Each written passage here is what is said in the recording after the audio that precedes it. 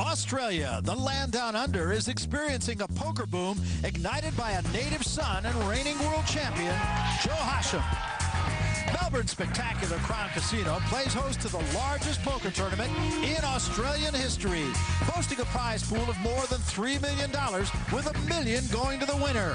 Recognized as one of the world's premier tournaments, the event has drawn the biggest names in the game from around the globe to compete with the best from down under and see who'll come out on top in the partypoker.net Aussie Millions.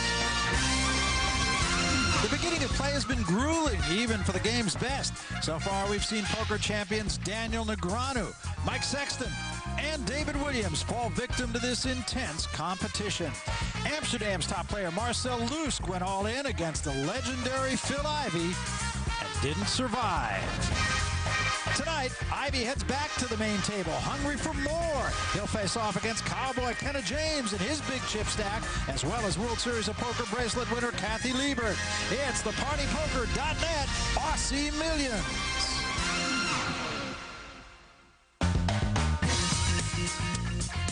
And we welcome you to the Crown Casino Hotel. We are in Melbourne, Australia. Barry Tompkins, world-renowned poker author Michael Koenig alongside.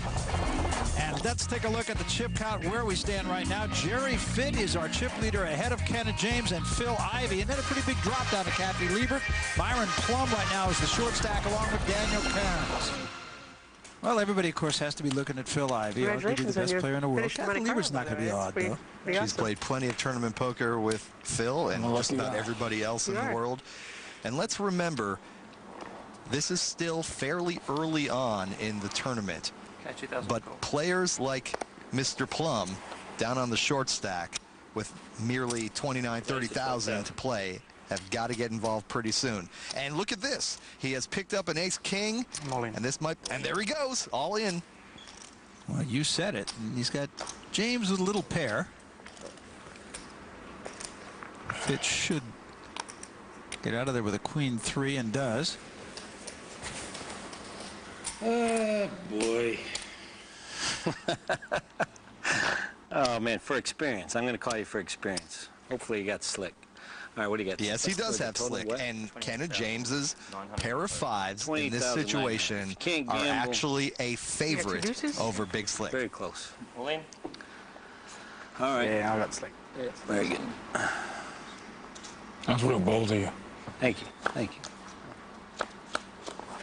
Well, a deep breath drawn by Myron Plum, slight underdog, 4-deuce-9 on the flop. That's no help. Yeah, 6 of clubs. 3 spades for James. There's the ace. Oh, yes, indeed. Still looking for James does have a flush draw, though. A spade will send Plum home. And he doesn't get it. 4 diamonds on the river. And Plum will double up through Kenneth James. And a deep breath from James. What's 30,000 between friends, huh? Let's see. I mean, seriously. Well, Myron Plum and Kenneth James hook up, and we're going to jump away for some bonus coverage as Antonio Esfandiari all in against Peter Prattis. Prattis has the nuts straight. Esfandiari 2 pair, and he makes the full house. And there you go, a little drama. And a little more than a little joy. Marcel Lusk, who was just eliminated from the tournament, is now the official hugging post. And you know, they say in poker, every card makes someone happy and breaks someone else's heart. And you saw a perfect example of that right there. You had me out here naked, wouldn't you? Huh? Seriously. That's not what Marshall said. Kenneth James, the ongoing commentary, as he is wont to do at every table he plays. Yeah, a little known fact about Mr. James, he was in fact taking acting classes in Hollywood, California when he stumbled upon the game of poker, and he hasn't been going back for auditions since. Look at Phil Ivey here, a pair of kings. And one of the things you got to like about Phil Ivey, he always seems to get max out of what he has. Raised to 14,000. And one of his tricks, if you want to call it that, is playing his Jack-3 the same way he plays his pair of kings, the same way he plays his 8-4. It's very hard to put him on a hand. He'll raise with just about anything in the correct position. So it's Jerry Fitt who's got to do some thinking here. And these are the two biggest stacks at our table right now. The guys who least want to confront each other. Cool. In a no-limit hold'em tournament, Barry, the big stacks like to pick on the smaller stacks. The guys who can't hurt them, we could have a big confrontation here. Well, Fitt did call. Oh, look at this, 4 kings. My goodness. And I'll tell you what, Barry, I think Phil Ivey should bet here. Check. He just checks. Yep. Thinking this hand is just too big to bet, but Check or bet. if he wants to get any action out of Fitt. Well, I check. Check. and Fitt Now, okay, smells a rat here. Now Ivey's going to 20,000. bet a little bit. 20,000 is the bet from Phil Ivey. 53-4 in the pot.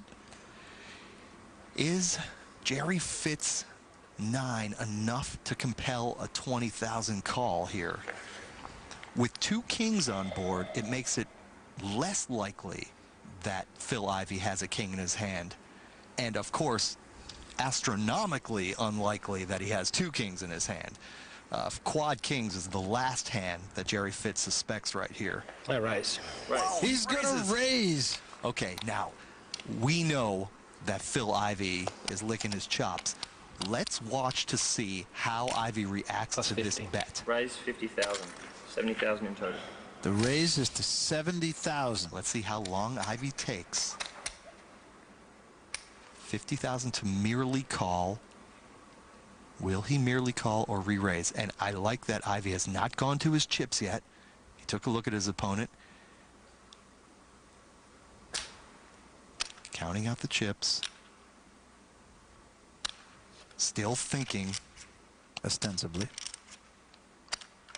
Beautiful act Phil Ivey is putting on right Yes. now. And your point is well taken. I mean, he would play it this way if he had a 10-3. Cool. And he calls. Just calls.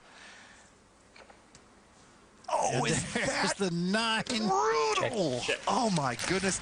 Jerry Fitt just got the worst card he could have possibly found in the deck. He now has a full house, 9s full of kings. He just checked it though because Jerry Fitt knows if Phil Ivey had a king, that 9 fills up Phil Ivey. No. And Phil Ivey said, I'm all in. Every single one of his remaining chips. Jerry Fitt has more chips than Phil Ivey, but that's a 106,000 chip bet. This is by far the hugest pot of the tournament. And Barry, that kind of bet, that all in there, to most players it would look like a guy who doesn't want to get called. And that sometimes can influence a player's decision. When you look at a guy who doesn't want to get called, normally